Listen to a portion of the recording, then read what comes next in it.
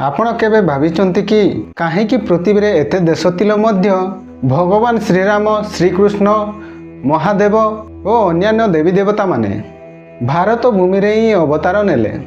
यह केवल संजोग ना, यह पचरे रही कौनसी गभीर दिव्य रहस्य पुराण और वेदरे लुचिथिबा सही सत्य आज आपणक आगरे कहवाकू जाउछि। एमिति किछि रहस्य जहाँ शुणिले आपण माने आश्चर्य हेबे।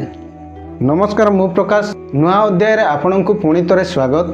भिडियोटी को संपूर्ण भाव में देखंतु कारण अधा अधूरा ज्ञान विश्व सदृश्य होता है। जदि यही भिडियोटी भल लगी थाए ताहेले छोटिया लाइक टिए करंतु एवं आम चैनल पाई जदि नुआ ताहेले सब्सक्राइब मध्य करिनेबे। तेबे चलंतु संपूर्ण वीडियो उपरे नजर पकाइबा। भारत काहेकि हैला देवता मानकर पसंद भूमि। एही सृष्टि आरंभरू भारत भूमि को देवभूमि बोली कुआ जाए। कारण पौराणिक आध्यात्मिक ग्रंथ मानक अनुसार एही भूमि होची धर्म तपस्या और सत्यर केन्द्रस्थल, ଯେଉଁଠାରେ ଋଷିମାନେ ଦୀର୍ଘ ତପସ୍ୟା କରି ଦେବତାମାନଙ୍କୁ ପୃଥିବୀରେ ଅବତାର ନେବା ପାଇଁ ପ୍ରାର୍ଥନା କରିଥିଲେ।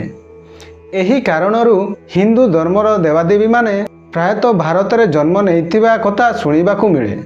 ପୁରାଣ ବେଦ ଅନୁସାରେ ଭାରତ କେବଳ ଏକ ଦେଶ ନୁହେଁ, ଏହା ହେଉଛି କର୍ମଭୂମି, ଯେଉଁଠାରେ ମଣିଷ ତାଙ୍କର କର୍ମ ଦ୍ୱାରା ମୋକ୍ଷ ପାଇପାରେ। ଏହି ଭୂମିର ପବିତ୍ରତା, ନଦୀ ପର୍ବତ ଓ ପରମ୍ପରା ଏମିତି ଶକ୍ତିଶାଳୀ ଯେ ଦେବତାମାନେ ମଧ୍ୟ ଏଠାରେ ଅବତାର ନେବାକୁ ଇଚ୍ଛା କରନ୍ତି। ଯଥା ଭଗବାନ ଶ୍ରୀରାମ ଓ ଶ୍ରୀକୃଷ୍ଣ ରୂପେ ଭାରତରେ ଅବତାର ନେଇ ଧର୍ମର ସ୍ଥାପନ କରିଥିଲେ।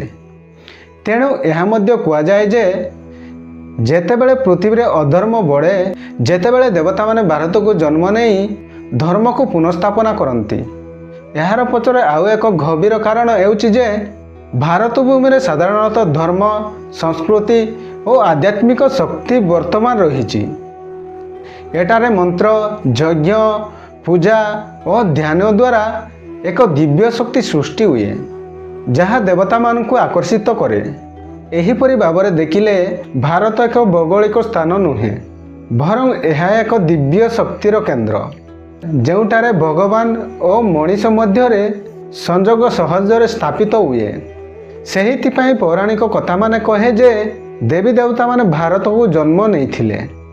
କାରଣ ଏହି ଭୂମି ହେଉଛି ଧର୍ମର ହୃଦୟ ଓ ସୃଷ୍ଟିର ଆତ୍ମା। ଭୂମିକୁ କାହିଁକି ଦେବତାମାନେ ତାଙ୍କର ଅବତାର ପାଇଁ ବାଛିଲେ, ଏହାକୁ ଆଉ ଗଭୀର ଭାବରେ ବୁଝିଲେ ଜଣାପଡ଼େ ଯେ ପୁରାଣ ଓ ବେଦମାନେ ଭାରତକୁ ଧର୍ମଭୂମି ଓ କର୍ମଭୂମି ବୋଲି ବର୍ଣ୍ଣନା କରିଛନ୍ତି। ଅନ୍ୟାନ୍ୟ ଲୋକ କିମ୍ବା ଲୋକାଲୋକଠାରୁ ଭିନ୍ନ ଭାବରେ ଏଠାରେ ମଣିଷ ନିଜ କର୍ମ ଦ୍ୱାରା ଉଚ୍ଚ ଆତ୍ମିକ ସ୍ଥାନକୁ ପହଞ୍ଚିପାରେ।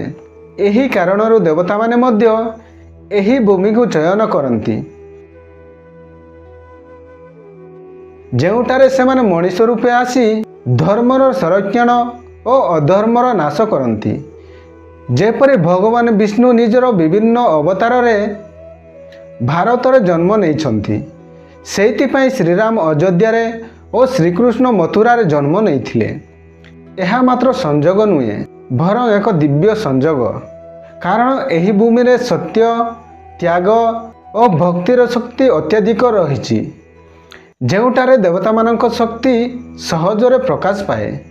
ତଥାପି ଭାରତର ପବିତ୍ର ନଦୀମାନେ ଯେପରି ଗଙ୍ଗା, ଯମୁନା ଓ ସରସ୍ୱତୀ, ପର୍ବତମାନେ ଯେପରି ହିମାଳୟ ଓ ପବିତ୍ର କ୍ଷେତ୍ରମାନେ ଯେପରି କାଶୀ, କେଦାରନାଥ, ପୁରୀ ଇତ୍ୟାଦି ଏହି ଭୂମିକୁ ଏକ ଆଧ୍ୟାତ୍ମିକ ଶକ୍ତି କେନ୍ଦ୍ର କରିଛି, ଯେଉଁଠାରେ ଦିବ୍ୟ ଶକ୍ତି ସଦା ଦିବ୍ୟମାନ ରହିଛି। ପୁରାଣମାନେ ଏହା ମଧ୍ୟ କହନ୍ତି ଯେ ଦେବତାମାନେ ସ୍ୱର୍ଗରେ ରହିଥିଲେ ମଧ୍ୟ ମଣିଷ ଲୋକରେ ଜନ୍ମ ନେବାକୁ ଇଚ୍ଛା କରନ୍ତି, କାରଣ ଏଠାରେ ଭକ୍ତି ଓ ପ୍ରେମ ଦ୍ୱାରା ଭଗବାନଙ୍କୁ ଅନୁଭବ କରାଯାଏ।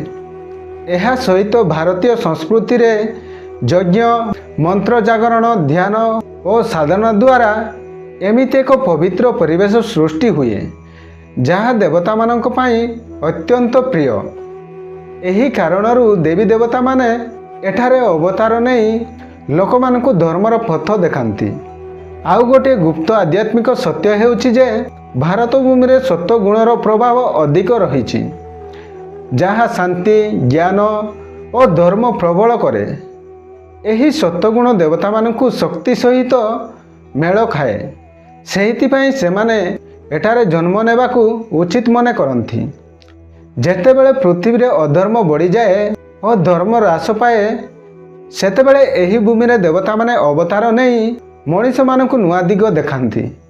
ଏହାରୁ ସ୍ପଷ୍ଟ ହୁଏ ଯେ ଭାରତ କେବଳ ଏକ ଦେଶ ନୁହେଁ, ଏହା ଏକ ଆଧ୍ୟାତ୍ମିକ ଶକ୍ତି କେନ୍ଦ୍ର, ଯେଉଁଠାରେ ଦେବତାମାନଙ୍କର ଉପସ୍ଥିତି ସବୁବେଳେ ଅନୁଭବ କରାଯାଏ। ଏବଂ ଏହି ପବିତ୍ର ଓ ଶକ୍ତି ହିଁ ହିନ୍ଦୁ ଧର୍ମର ଦେବାଦେବୀମାନଙ୍କୁ ଭାରତରେ ଜନ୍ମ ନେବାକୁ ପ୍ରେରିତ କରିଥାଏ। ସେଇଥିପାଇଁ ପୁରାଣ ଓ ଆଧ୍ୟାତ୍ମିକ ଗ୍ରନ୍ଥମାନେ ସଦା କୁହନ୍ତି ଯେ ଯଦି ଭଗବାନଙ୍କୁ ଅନୁଭବ କରିହୁଏ ତେବେ ଏହି ଭୂମି ସବୁଠାରୁ ପବିତ୍ର ଓ ଉତ୍ତମ। ତ ଦର୍ଶକ ବନ୍ଧୁ, ଏବେ ଆପଣ ବୁଝିପାରିଥିବେ ଯେ ଭାରତ କେବଳ ଏକ ଦେଶ ନୁହେଁ, ଏହା ହେଉଛି ଧର୍ମ, ଭକ୍ତି ଓ ଦିବ୍ୟ ଶକ୍ତିର ମୂଳ ସ୍ଥାନ। ଏହି ପବିତ୍ର ଭୂମିରେ ଜନ୍ମ ନେବା ଆମ ପାଇଁ ଗର୍ବର କଥା ଓ ଏକ ଭାଗ୍ୟର ଦାନ। ଯଦି ଆପଣଙ୍କୁ ଏହି ଭିଡ଼ିଓ ଭଲ ଲାଗିଥାଏ ତେବେ ଏକ ଛୋଟିଆ ଲାଇକ୍ଟିଏ କରନ୍ତୁ। ଆଉ ଏମିତି ଆଧ୍ୟାତ୍ମିକ ଓ ରହସ୍ୟମୟ ଭିଡ଼ିଓ ପାଇଁ ଆମ ଚ୍ୟାନେଲକୁ ସବସ୍କ୍ରାଇବ୍ କରନ୍ତୁ। ଆଉ କମେଣ୍ଟରେ ଲେଖନ୍ତୁ ଜୟ ଶ୍ରୀରାମ। ଆସନ୍ତୁ ଆମେ ସମସ୍ତେ ମିଶି ଧର୍ମ ଓ ସତ୍ୟର ପଥରେ ଆଗକୁ ବଢ଼ିବା। ଧନ୍ୟବାଦ। ଜୟ ଜଗନ୍ନାଥ।